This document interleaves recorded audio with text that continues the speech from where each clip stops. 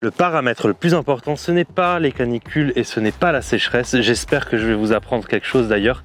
C'est le manque de froid. Le manque de froid hivernal est le facteur le plus important sur l'évolution agricole. Cette affirmation étonnante, elle est de Serge Zaka. L'agroclimatologue est devenu en quelques années l'une des voix les plus écoutées sur le changement climatique et l'adaptation du monde agricole. Reconnaissable entre mille avec son chapeau de cow-boy, Conséquence a pu rencontrer le scientifique en mai dernier à l'occasion d'une conférence sur l'avenir de la production du citron de Menton. Mais en fait, c'est quoi l'agroclimatologie ? L'agroclimatologie et l'agrométéorologie, parce qu'il y a deux parties dans mon métier, sont deux sciences, on va dire, qui sont différentes mais très similaires. L'agrométéorologie, c'est l'impact de la météo sur l'agriculture. Typiquement, la météo, c'est le court terme. Exemple hyper concret, il n'y a pas de pluie prévue dans les 2 prochaines semaines, est-ce que je dois irriguer mon maïs ? Il y a du gel prévu alors que mes pommiers sont en fleurs, est-ce que je dois mettre des bougies dans mes parcelles ? Il y a des excès d'eau qui sont prévus dans les prochaines semaines, est-ce que je dois les semer maintenant ? C'est très agricole l'agrométéorologie, c'est une des parties de mon métier. La deuxième partie, c'est l'agroclimatologie. L'agroclimatologie, c'est aussi hyper concret, c'est du long terme. En gros, ici on se situe à Menton, dans le domaine des citrons de Menton. Est-ce qu'on pourra planter des citrons dans d'autres régions de France en 2100 pour préparer les filières et pour préparer l'économie du territoire ? Est-ce qu'il va falloir planter de nouveaux cépages, faire remonter la vigne jusqu'en Angleterre ? Ça, ce sont des préparations plus économiques. Autant l'agrométéorologie, c'est surtout très agricole. L'agroclimatologie, c'est agricole, socio-économique et politique. Ok, j'ai capté. Météo égale court terme, climat égale long terme, c'est logique.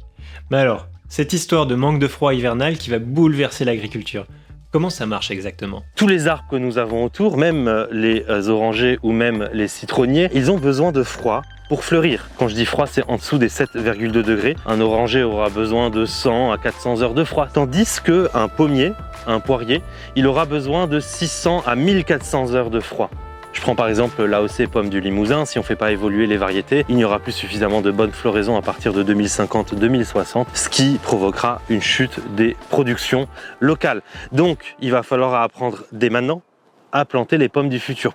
C'est une adaptation variétale qui est nécessaire. Processus physiologique induit par le froid conférant à une plante sa capacité de floraison, ça, c'est la définition de la vernalisation, d'après ce que j'ai lu sur Wikipédia. Et d'après Serge Zaka, c'est le sujet sur lequel il faut être vigilant, car avec la tendance au réchauffement de la planète, on imagine bien que cela va avoir un impact majeur sur les productions agricoles. J'ai bon ou pas ? Le manque de froid va faire bouger, du coup, toute l'aire de répartition de nos vergers. C'est-à-dire des variétés qui vont remonter, remplacer les variétés existantes du sud vers le nord. Des variétés du nord de la France qui vont partir de France et remonter vers le nord de l'Europe. Et ce manque de froid est également très important, et surtout le manque de gel, puisqu'il contribue à l'augmentation du risque de maladie. Ok, donc si je comprends bien, on peut dire adieu à la pomme du Limousin, au pruneau d'Agen, à l'abricot du Roussillon, tels qu'on les connaît aujourd'hui. Mais quand même, il doit bien y avoir des leviers d'adaptation. Ou est-ce qu'on est vraiment condamné à voir disparaître toutes nos AOP, AOC et IGP ? Jusqu'en 2050, nous avons différentes sources d'adaptation. On ne peut pas dire que l'agriculture va rester figée. Nous pouvons nous adapter aux évolutions climatiques. Premièrement, les adaptations génétiques. On change de variété qui a besoin de moins de froid pour fleurir. Ou carrément, on change d'espèce, c'est-à-dire qu'on introduit une espèce plus adaptée au climat futur. Ensuite, il y a la biogéographie, l'aire de répartition des cultures, c'est-à-dire qu'on ne plante plus les mêmes choses au même endroit. Ensuite, il y a la façon de cultiver, c'est-à-dire la présence de l'arbre, c'est-à-dire le paysage, c'est-à-dire l'hydrologie régénérative. Qu'en travaillant sur le paysage, on peut travailler sur le microclimat des parcelles et notamment l'infiltration de l'eau. Adaptation génétique, ok. Adaptation géographique et paysagère, ok. Et si on veut garder nos appellations ? Il n'y a pas moyen de faire un petit quelque chose quand même ? 50% de la solution, elle est en dessous. Elle est sous mes pieds, c'est le sol. Le sol est notre source de nutrition, notre source de fertilité également pour les végétaux et la source d'eau pour les végétaux. Des sols avec des rotations plus longues, des sols avec des légumineuses, des sols qui sont pas ou moins travaillés et surtout des sols qui sont couverts toute l'année. Quand on récolte une culture A et qu'on va planter une culture B, on ne laisse pas le sol nu pendant 2 mois, exposé au vent, au soleil et en perdant du coup toute son eau, tous ses éléments nutritifs. Un sol vivant, il récupère l'eau plus rapidement lorsqu'il y a des excès, sans érosions. Un sol vivant, dans le cas de déficit d'eau, il a une réserve utile plus grande. Il y aura plus de stock d'eau parce qu'il y a plus de complexité et plus de structures qui permettent de retenir cette eau dans le sol. Et ce sol vivant va permettre donc de restituer l'eau lorsqu'il y a des déficits. Donc le sol permet de résoudre le problème d'excès et de déficit d'eau. Il me semble qu'on parle d'agriculture de conservation des sols.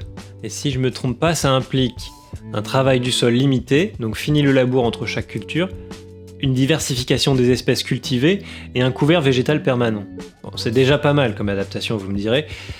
Mais qu'est-ce que Serge Zaka va bien pouvoir encore nous sortir de son chapeau maintenant? On a d'autres aspects qui peuvent aider l'agriculteur à s'adapter, notamment l'agriculture numérique, l'irrigation connectée, les images satellites. Mais ça, c'est des facteurs qui vont permettre d'affiner les adaptations, mais c'est pas une adaptation à part entière. Et aussi, éventuellement, là où les nappes phréatiques peuvent le permettre, des retenues collinaires ou ce qu'on appelle des méga-bassines, à condition bien sûr d'étudier l'impact sur les réserves en eau et surtout, en parallèle, de travailler sur les espèces, les variétés, le sol, l'arbre, la haie, l'hydrologie régénérative, parce que je le rappelle, de l'irrigation sur un sol qui est moins vivant, c'est de l'eau perdue. L'agriculture numérique. Pourquoi pas? Des retenues d'eau? Faut voir. Mais je me demandais, Serge Zaka, il sort de son laboratoire, lui, des fois? La première source de connaissance d'un agroclimatologue n'est pas forcément que l'étude scientifique, elle est surtout quelles ont été les problématiques les années précédentes par les agriculteurs sur le terrain. En gros, ils vont me dire 2022, j'ai eu des fruits plus petits, j'ai eu des problématiques de sécheresse, de récolte, de brûlure des fruits. Et moi, ça me permet de calibrer un petit peu les équations, de savoir que quand on a dépassé un certain nombre de jours à 35 degrés ou de passer en dessous d'un certain niveau d'eau dans les sols, ça provoque des problématiques sur certaines variétés ou certaines espèces. Donc, sur le terrain, c'est le plus facile en fait pour récupérer des informations. Derrière, il y a les études scientifiques, mais elles n'ont pas étudié toutes les variétés, toutes les espèces dans tous les terrains, alors que l'étude du terrain lui-même permet d'élargir un petit peu le spectre et surtout de comprendre les problématiques de terrain pour mieux proposer des solutions derrière. Ce que je me demande aussi, c'est ce que pensent les agriculteurs des analyses et des préconisations de Serge Zaka. Alors il faut savoir que mon métier est d'aller au contact des agriculteurs et de leur expliquer les adaptations et les atténuations nécessaires pour faire face au changement climatique. Les agriculteurs sont très au courant, beaucoup plus que le reste de la population, sur ces impacts climatiques parce que ça impacte directement leur portefeuille.